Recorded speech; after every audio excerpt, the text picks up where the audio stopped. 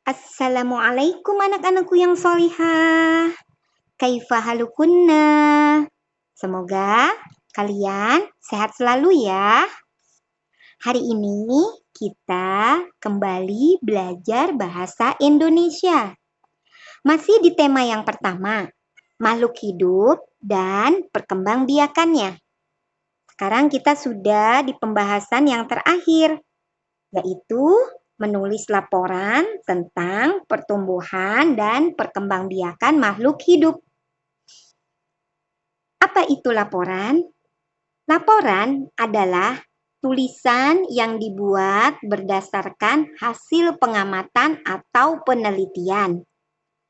Suatu laporan yang baik dibuat menggunakan kata baku dan kalimat efektif. Apa itu kata baku? Kata baku adalah kata yang sesuai dengan pedoman umum ejaan bahasa Indonesia. Disingkat PUEBI. Oke.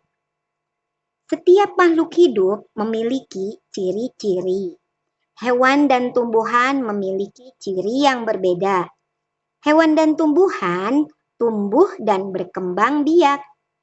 Cara setiap makhluk hidup berkembang biak pun berbeda antara satu dan yang lainnya. Semua perbedaan itu dapat ditulis ke dalam laporan. Laporan dibuat berdasarkan hasil pengamatan. Laporan yang baik dapat dibuat jika kamu mengamati dengan baik. Misalnya, kamu ingin membuat laporan tentang makhluk hidup, hewan atau tumbuhan yang hidup di lingkungan sekolahmu. Sebelum membuat laporan, kamu dapat mengamati hewan dan tumbuhan di lingkungan sekolahmu. Perhatikan cirinya, makanannya, tempat hidupnya, keadaan hingga cara hewan dan tumbuhan tersebut berkembang biak. Untuk memudahkanmu, laporan dapat dibuat menggunakan contoh format tabel seperti yang ada di halaman 10 ya. Kalian bisa lihat. Nah, setelah melengkapi tabel, setelah kalian membuat tabel, dan setelah kalian menulis, semua laporannya ditulis. Nah, kamu dapat membuat paragraf singkat yang berisi simpulan dari hasil pengamatanmu. Dengan memperhatikan tanda baca dan kejelasan kalimat yang tepat. Nah, semoga dapat dipahami ya bagaimana cara membuat laporan. Oke, selanjutnya tugasnya yaitu kalian lihat halaman 11,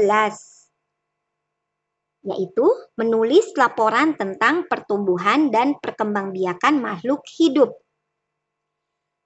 Tugasnya, kalian membuat laporan pengamatan pertumbuhan dan perkembangbiakan makhluk hidup. Lihat pertanyaannya. 1. Apa saja makhluk hidup di sekitar tempat tinggalmu? 2. Amatilah makhluk hidup di sekitar tempat tinggalmu. Ketiga, buatlah laporan ciri dan keadaan makhluk hidup di tempat tinggalmu.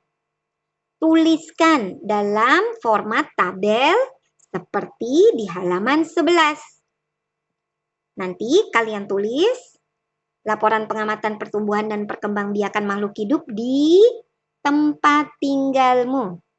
Di sekitar tempat tinggalmu. Nama, beri kelas, lalu kalian mulai mengisi, terutama mengamati dahulu, lalu mengisi. Setelah itu, tidak usah membuat simpulan, kalian cukup membuat laporan di tabel ini tentang makhluk hidup yang ada di sekitar rumahmu. Setelah itu, kalian fotokan, lalu kirim ke ustazah. Oke, semoga Allah mudahkan. Ustazah tunggu ya. Jazakunallahu khairan. Barakallahu fiq. Assalamualaikum warahmatullahi wabarakatuh.